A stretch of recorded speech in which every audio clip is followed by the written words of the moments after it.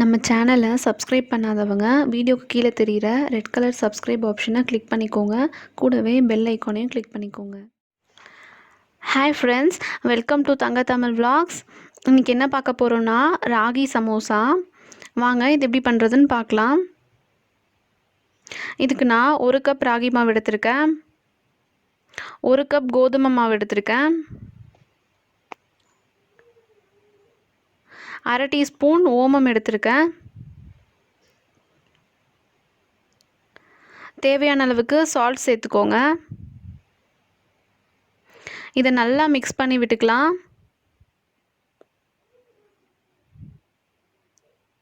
கொஞ்சம் கொஞ்சமாக தண்ணி சேர்த்து நல்லா கெட்டியாக பிசைஞ்சு விட்டுக்கோங்க. நல்லா கெட்டியாக இருக்கணும், அப்போ தான் ஸ்டஃப் பண்ணுறப்போ பிரிஞ்சு வராது.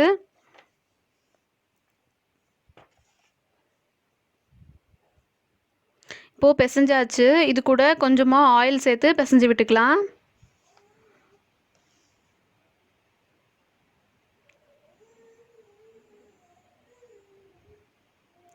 இதை ஒரு 10 மினிட்ஸ் ஊற விட்டுறலாம். இப்போது ஸ்டஃபிங் ரெடி பண்ணிக்கலாம். கொஞ்சமாக ஆயில் சேர்த்துக்கலாம், 1/2 டீஸ்பூன் சீரகம் சேர்த்துக்கலாம். சீரகம் பொரிஞ்சதும் 1 ஸ்பூன் அளவுக்கு இஞ்சி, 2 பச்சை மிளகாவை அரைச்சி சேர்த்துக்கலாம்.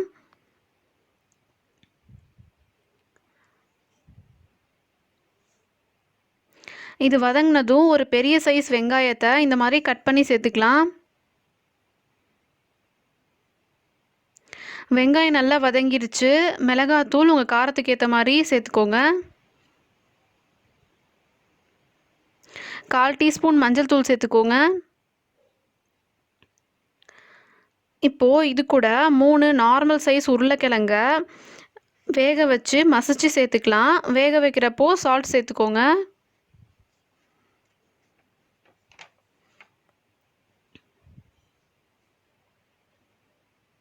சால்ட் பத்தலைனா மறுபடியும் சால்ட் போட்டுக்கலாம். கொஞ்சமாக கொத்தமல்லி தழை சேர்த்துக்கோங்க. இதை எடுத்து வச்சிடலாம்.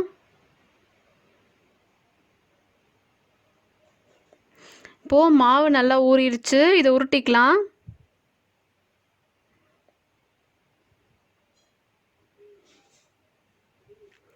தேய்க்கிறதுக்கு கோதுமை மாவு நிறைய சேர்த்துக்கோங்க. இந்த மாதிரி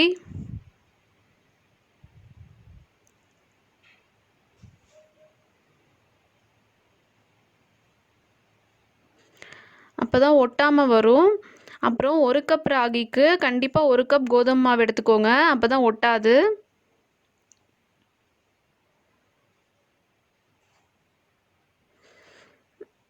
இப்போ இதை தேய்ச்சாச்சு. இந்த அளவுக்கு நார்மல் சைஸில் தேய்ச்சா போதும்.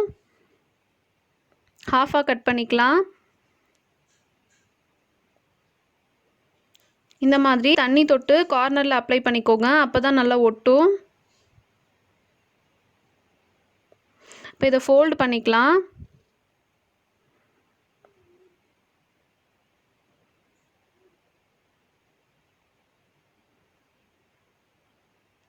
இந்த மாதிரி கோன் மாதிரி கிடைக்கணும்.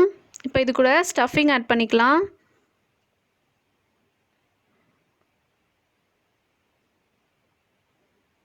இதை நல்லா ஒட்டிக்கோங்க, அப்போ தான் ஆயிலில் போடுறப்போ பிரிஞ்சு வராது. இந்த மாதிரி எல்லாத்தையும் ரெடி பண்ணி எடுத்துக்கலாம்.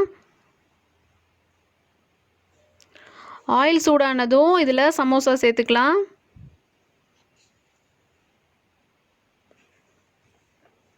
ஃபியூ செகண்ட்ஸ் விட்டு திருப்பி போட்டுக்கோங்க. 2 சைடும் நல்லா செவக்கிற வரைக்கும் அப்பப்போ திருப்பி விட்டுக்கோங்க.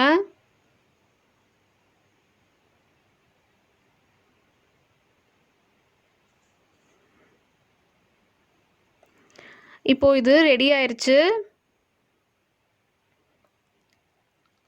இதே மாதிரி எல்லாத்தையும் சுட்டு எடுத்துக்கோங்க.